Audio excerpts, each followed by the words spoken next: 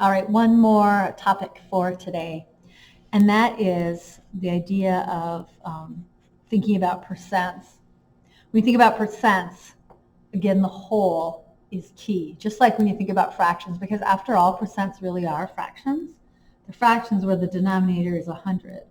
So 30%, cent is a prefix for 100, like the centennial, right? A century. So percent means per 100. So 30% means 30 for every 100. So really it's like the fraction 30 for every 100, and that's equal to 30% is the way we write that. Oh, I better appear here so you can picture me with my hair getting a little crazy. Okay, so let's do a problem. Like I asked you just a minute ago to work on this problem where you were comparing two people's heights.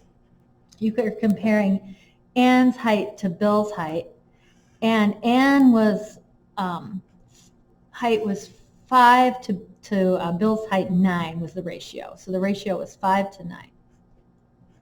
Let me just draw that. So the ratio of Anne's height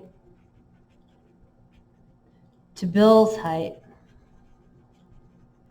was 5 to 9. So here's Anne's height down here. Bill's height's going to be 9.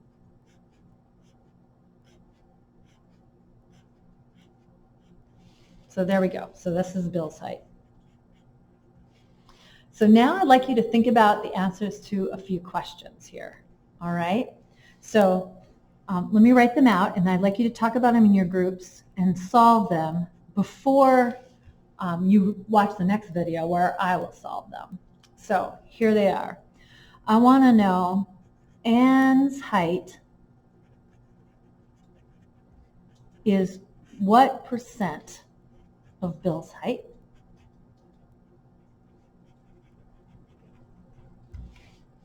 I want to know Bill's height is what percent of Anne's height?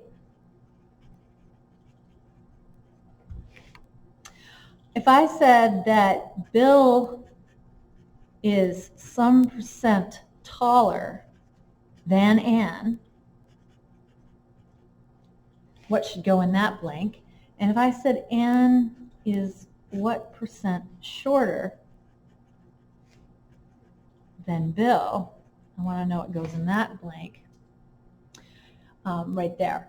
So I would like you to take a minute. I'm going to turn off this video, and I'd like you to talk about those, figure those out in your small groups. Actually, take about 10 minutes.